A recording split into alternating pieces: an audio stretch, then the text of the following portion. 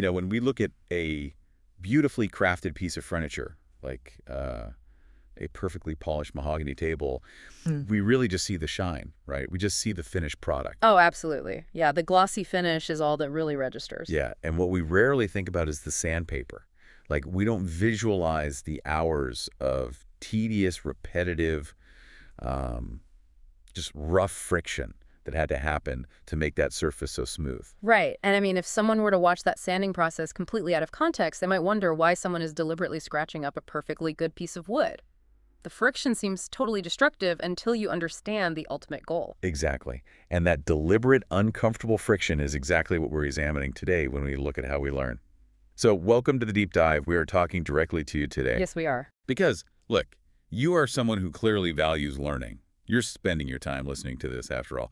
But, even the most intensely curious among us occasionally stare at a dense textbook or like a complex technical manual and secretly wonder why we actually put ourselves through the friction of formal education. Oh, it is a profoundly universal question. I mean, we've all been there. And to explore it, we are analyzing a highly layered, foundational piece of source material today. It's this concise, philosophical exchange titled The Vital Foundation, a dialogue on education. Yeah, and the text features two individuals, Ali and Ahmed, who, honestly, they perfectly inhabit the two competing sides of our own minds. Yeah, they really do. Like, Ali plays the role of the ultimate skeptic. He voices those quiet, cynical doubts we all harbor about the sheer necessity of studying. And Ahmed, on the other hand, is the steadfast advocate for learning.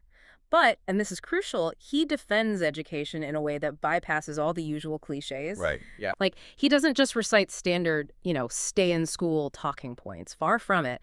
Ahmed systematically deconstructs what education actually is, the neurological impact it has on our brains, and how it acts as the unseen architecture of a functioning society. It's so fascinating. And the dialogue begins with Ali asking a question that just challenges the entire premise of schooling. He basically asks, is education really that necessary? Right, getting right to the point. Yeah. And Ali points out something we've all observed.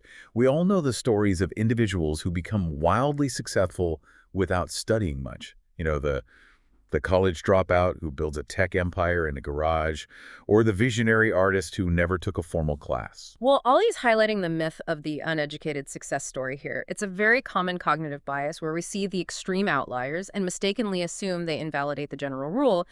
We kind of conflate a lack of formal schooling with a lack of education. Right. And Ahmed's response is brilliant because he doesn't deny the existence of these outliers. He admits they exist, but then he completely reframes the argument by broadening the definition of education itself. He does. He argues that even those rare individuals who succeed without sitting in a classroom are still deeply educated.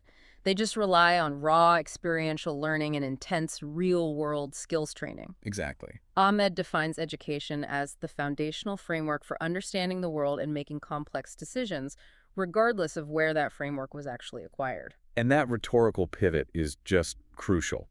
He is decoupling the word education from the narrow institution of schooling. Right. Whether you are analyzing a historical text or apprenticing under a master electrician or failing at a startup and dissecting your mistakes, you are actively building a mental model of reality. All of that is education. It makes me think of the difference between navigating a massive, dense forest with a detailed map versus wandering in without one. Like, both methods can eventually get you out of the woods, right? Sure, yeah. You might stumble your way to the edge just by walking in one direction, noting the position of the sun and observing the moss on the trees. But the map, the formal education, saves you from a massive amount of unnecessary dead ends. That's a great analogy. It allows you to leverage the compressed discoveries of all the explorers who came before you. The map is basically a highly compressed form of experience. Right. Taking the forest route without the map means you are doing the heavy lifting of processing raw, uncompressed experience, and that requires an immense cognitive load. Oh, absolutely. So the uneducated success story is a myth because long-term success fundamentally demands learning. The people who succeed outside the system aren't skipping the education, they're just choosing the steeper, far more punishing path of acquiring it through trial and error. Wow, yeah. And that realization that education is this broad, inescapable necessity, whether you use the map or the forest, that leads Ali to his next major grievance. Right, the boredom factor. Exactly. If learning is so vital to human survival and progress, why does the act of studying often feels so incredibly boring. Like, why is there so much friction involved in reading a dry text? And I love that Ahmed agrees with Ali's premise here. He doesn't attempt to romanticize the process at all. He openly acknowledges that studying can be deeply boring. Which is refreshing to hear. It is, but then he introduces this counterintuitive insight. He argues that education is not just about the specific facts in the books. It actively teaches discipline, patience, and problem solving through the very friction Ali is complaining about. Okay, but I have to challenge this idea, especially given the tools we have today. Like, in a modern context, shouldn't educators strive to eliminate that friction? Right. Because, we have the technology to gamify learning now. We have interactive media, highly produced video essays, immersive simulations. If I can learn the exact same historical facts through a highly engaging, dopamine-rich interactive game, why should anyone suffer through a dry, boring textbook? That's the big question. Right. Is Ahmed suggesting that the boredom itself is the point?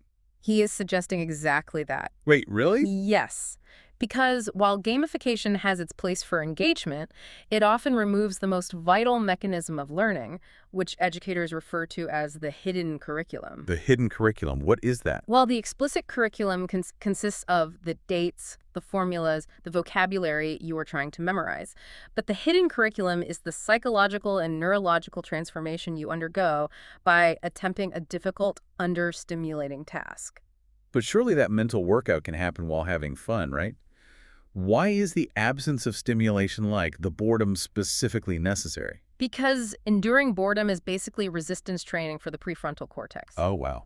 Think about it. When you are playing a gamified learning app, the app is providing all the external motivation. The flashing lights, the points, the immediate feedback loop, they are pulling your attention forward. Right, you're just along for the ride. Exactly. But when you sit in a quiet room with a dense